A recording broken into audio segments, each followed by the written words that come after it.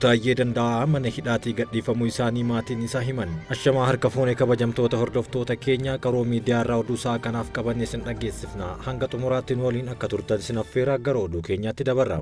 Obbo Taayyee Danda'aa mana hidhaatii gadhiifamuu isaanii maatiin isaanii himan. Qondaala ministeera nageenyaa kan ta'an Obbo Taayyee Danda'aa Araddoo har'a waaree booda mana hidhaatii gadhiifamuun manatti galuu haati warraa isaanii aadde Sintaayyoo Alamaayyoo himan. Obbo Taayyeen waggoota tokkoof erga mana hidhaa turanii booda roobii darbe muddee 4 bara 2024 wabiidhaan erga gadhiifamanii booda qabamanii mana hidhaatti deebifamuun ni yaadatama. Bakka itti hidhamanii turan mana hidhaa Qilinxoodhaa yeroo bahuuf jedhan balbala irratti poolisoota federaalaatiin fudhatamuu haati manaa isaanii dubbatanii turan. Torbee kana gaafa wiixataa mana murtii waliigalaa federaalaatti dhaddachi jibbaataa Obbo Taayyee Danda'aa wabiidhaan gadi dhiifamuu murteessee ture. Kanaan dura Obbo Taayyeen gadhiifamanis balbala mana hidhaatii fudhatamuu haati manaa isaanii BBCtti ergaa isaanii himanii turan. Waggaa tokko dura erga aangoorraa kaafamanii booda hidhamaan miseensi caffee Oromiyaa Obbo Taayyee Danda'aa himannaa garaagaraa sadiin irratti banamee tureera. Kanneenis hokkora kakaasuu fi farreen nageenyaa deeggaruun akkasumas labsii meeshaa waraanaa cabsuun kan himatamanidha. Dhimmi isaanis mana murtii olaanaa federaalaa ramaddii lidataatti ilaalamaa erga tureen booda himataa meeshaa waraanaa seeraan alaa qabachuu irraa kan hafe kan bilisa ta'uun gadhiifamaniiru. Obbo Taayyeen har'a muddee 5 bara 2024 mana hidhaatii bahuun maatii isaaniitti makamaniiru. Naannoleen Somaalee fi Affaar hidhamtoota wal jijjiiran. Naannoleen Somaalee fi Affaar walitti bu'iinsa daangaa gidduu isaanii ture wal qabatee hidhamtoota qabanii turan wal jijjiiruu ministeerri nageenyaa Itoophiyaa ibse. Naannoleen lamaan hidhamtoota qabamanii turan wal jijjiiruu marii ministeerri nagaa aanga'oota lamaan gidduutti poolisii federaalaa fi raayyaa ittisa biyyaa waliin taasise hordofeeti jedhameera. Adeemsi kun wal dhabdee naannoo sanitti uumame hiikuudhaan nagaa buusuuf akkasumas dhimmoota deebi'anii walitti bu'iinsaaf geessan furmaata waaraa akka argataniif mariin bal'aan geggeeffamaa jiraachuu himameera. Kanaan dura wal dhabdee naannolee daangaa naannoo Affaarii fi Somaaleetti uumaman mariidhaan hiikuuf waliigaltee irra ga'amuu isaa pirezidaantiin naannolee lamaanii dubbatanii turuun ni yaadatama. Ji'a Waxabajjii bara 2016 akka lakkoofsa Itoophiyaatti walitti bu'iinsa daangaa naannolee lamaanii itti mudateen namoonni hedduun du'uun madaa'uu fi qe'ee isaanii irraa buqqa'uun ni yaadatama. Naannoo Tigraay keessatti waraana booda tamsa'inni dhibee HIV dachaan dabaluu qorannoon beeksise. Qorannoon dhiheenya kana Inistituutii qorannoo fayyaa Tigraay baaseen naannoo Tigraay keessatti tamsa'inni HIV dabaluu mul'iseera. Kunis waraana waggaa lamaaf geggeeffameen dura dhibbantaa 1.4 ture amma gara dhibbantaa 3tti ol guddachuu ibsameera. Qorannoon aanaalee 30 keessatti geggeeffame kun kutaalee hawaasaa saaxilamoo ta'an kanneen akka buqqaatotaa biratti tamsa'inni dhibee kanaan dhibbantaa 5.5 dubartoota daldala saalqunnamtii irratti bobba'an irratti dhibbantaa 8.5 gahuu qorannichi ifoomseera. Daayirektara itti aanaa Inistituutii qorannoo fayyaa Tigraay Tsaggaayee Haagduu qorannoon lixa Tigraayitti hin dabalamne jedhanii dhibeen HIV fi dhukkuboota walqunnamtii saalaan daddarban biroon adda baasuu keessatti hubannoo ol'aanaa akka barbaachisu dubbataniiru. Keessattuu aanaalee Raayyaa Azaboo, Kiltee Awlaaloo fi Haawuzeen keessatti tamsa'inni vaayirasichaa ol'aanaa ta'uu kan himan Obbo Tsaggaayeen gandoonni baadiyyaa tajaajila eegumsa fayyaa argachuuf rakkoon guddaan akka isaan mudatu dubbataniiru. Obbo Tsaggaayee akka ibsanitti waraanni kun sirna eegumsa fayyaa Tigraay haalaan kan jeeqe yoo ta'u tajaajiloota ijoo kanneen akka qorannoo HIV yaala farra vaayirasii hordoffii irratti dhiibbaa uumeera jedhan. Itti dabaluunis buqqa'insi wabii nyaataa dhabuu fi miidhaa saalaa tamsa'ina vaayirasichaaf daran gumaacheera jechuun dubbataniiru. Aanga'oonni kunneen Tigraay keessatti tajaajila ittisa HIV qorannoo fi wal'aansa HIV hatattamaan akka barbaachisu hubachiisan jechuun yaada isaanii kennaniiru. Bara 2022tti tamsa'inni dhibee HIV sadarkaa Itiyoophiyaan jiru gara dhibbantaa duwwaa tuqaa 93tti yoo gadi bu'u naannoo Tigraay keessatti hanqinni qoricha farra vaayirasii meeshaalee qorannoo fi dhiheessii barbaachisoo biroo itti dhufe haalli hammaataa jiraachuu hubachiisaniiru. Tooftaalee ittisaa fi to'annoo bu'a qabeessa ta'an hojiirra oolchuuf dhaabbileen fayyaa qofa osoo hin taane tattaaffii hawaasa bal'aa hirmaachisuun hatattamaan barbaachisaa ta'uu cimsanii dubbataniiru. Caamsaa bara 2024 biiroon fayyaa Tigraay erga waraanni sadaasa 2022 xumurame as dhukkubsattoonni HIV 13,000 ol eessa buuteen isaanii akka dhabame ibsuun yaaddoo qabanis dubbataniiru. Fooyya'insi diinagdee hunda galeessi hojiirra oolaa jiru dippiloomaasii diinagdeef si'oomina uumeera jedhan ministeerri dhimma alaa. Fooyya'insi diinagdee hunda galeessa Itiyoophiyaan hojiirra oolchaa jirtu dippiloomaasii diinagdeef si'oomina uumuu ministeerri dhimma alaa beeksiseera. Dubbi himaan ministeera dhimma alaa Ambaasaadar Nabiyaat Geetaachuun dhimmoota waqtaawaa naannawaa fi idil addunyaa irratti ibsa kennaniiru. Fooyya'insi imaammata diinagdee Itiyoophiyaan hojiirra oolchaa jirtu dippiloomaasii diinagdeef si'oomina uumuu yaada kanaan kaasaniiru. Baankiin investimentii bu'uuraalee misooma Eeshiyaa ijaarsa anniisaa haaromsuu walitti hidhaminsa bu'uuraalee bu'uuraalee misoomaa naannichaa piroojeektoota Itoophiyaan hojjetaa jirtu tumsuuf murannoo qabaachuu pirezidaantiin baankichaa daawwannaa tibba darbe Itoophiyaatti taasisaniin mirkaneessaniiru. Akkasumas ministeeronni dhimma alaa biyyoota lamaan hooggantoonni olaanoon ministeera dhimma alaa biyyoota 9 Itoophiyaa daawwachuu isaanii ambaasaadar Nabiyaat eeraniiru.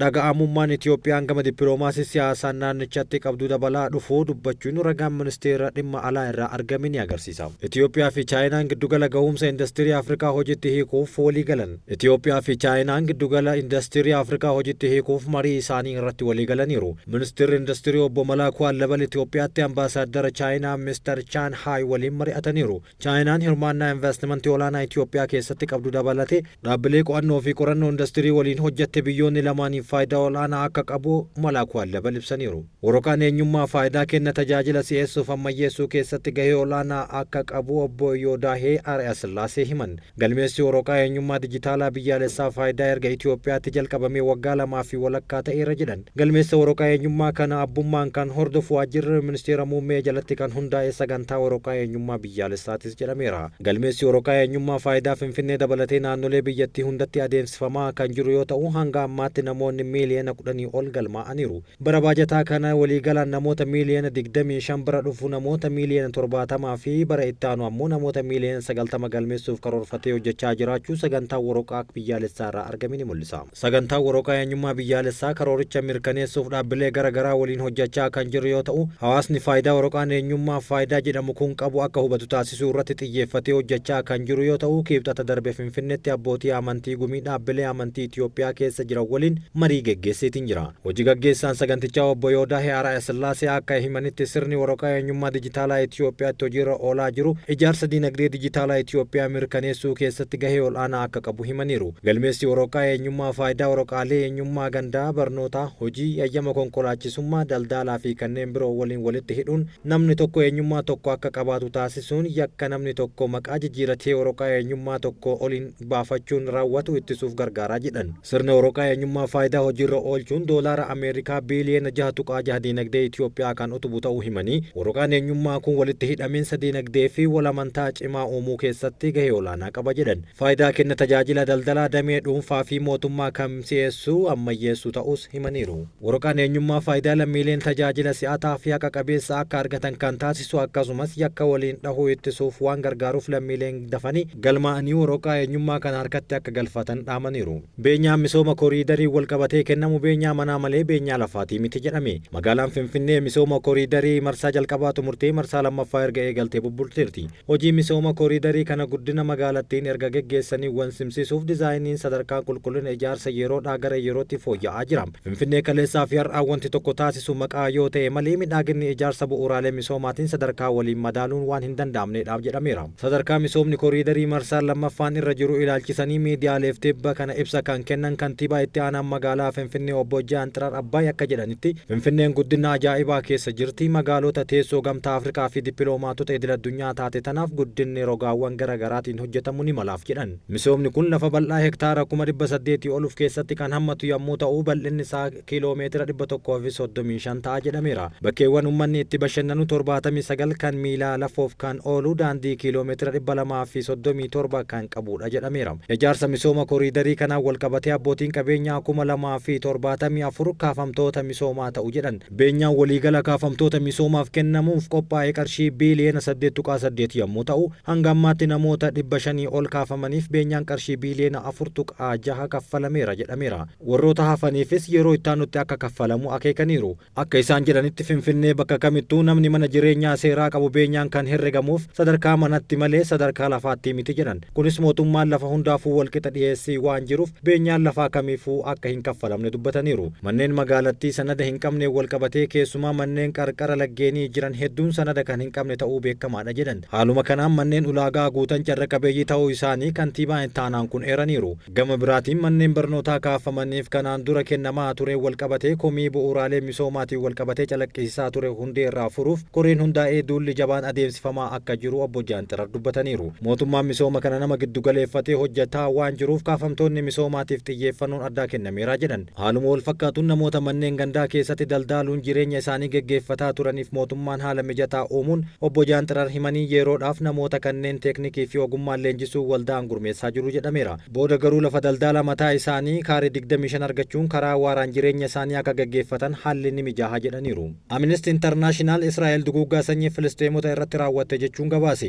Dhaabbanni mirga namoomaa magaalaa Londanitti argamu qorannoon kana kan xumure gabaasa isaa har'a baaseeni. Dhaabbatichi Israa'el duguuggaa sanyii jechuun kan himate yoo ta'u konvenshinii dhaabbata mootummoota gamtoomanii bara 1948tti ittisa duguuggaa sanyii irratti baaseen himateera. Gabaasni kun akka agarsiisutti itti yaadanii ajjeechaa jumlaa raawwachuu, miidhaa qaamaa fi sammuu geessisuu fi garee eegumsa barbaadu irratti badiinsa qaala'insa geggeessuudhaan yakkamaa ta'uu isaanii himaniiru. Kana waliin hoogganaan Amnesty Angal Kalaamaardi akka jedhanitti gaazatti duguuggaa sanyii raawwachuu ishee ibsuun xumurri dhaabbatichaa odeeffannoo salphaa kan hin hundoofnee fi kaayyoo siyaasaa kan hin qabnedha jedhan. Ilaalcha Israa'el Filisxeemota akka garee gadi aanaa mirga namoomaa fi ulfina hin qabneetti kan laaltu yoo ta'u ji'a ji'aan hammaataa dhufeera, akkasumas qaamaan balleessuu akka barbaaddus ni yaaddi jedhan. Kalaamaardi akka jedhanitti Israa'el Gaazaa keessatti kaayyoo waraanaa qabaachuun ishee dhugaadha, garuu kaayyoo waraanaa yaadni duguuggaa sanyii akka hin jirre agarsiisaa hin danda'u jedhan. Amnesty International haleellaa onkololeessa 2023 Hamaas Israa'el irratti raawwateen booda Israa'el dhaadannoowwan humna ibsaa, bishaanii fi gaazii hin jiru jedhuun guutumatti Gaazaa keessatti addaan kutuun isaa ibsateera. Filisxeemonni du'a suuta suutaan irratti karoorfamee beelaa fi dhukkubbiin saaxilamanii ofumaan du'aa jiraachuus Amnesty International gabaasa isaa keessatti eereetiin jira. Qondaaltonni fi loltoonni Israa'el Gaazaa balleessuuf dhumaatii itti fufiinsaa kan jiru. Gabaasni Amnesty International lammiileen Filisxeem 40,000 ol ta'an ajjeefamuu ibsee hawaasni addunyaa duguuggaa sanyii kana akka dhaabu gaafachuu qaba jedhaniiru.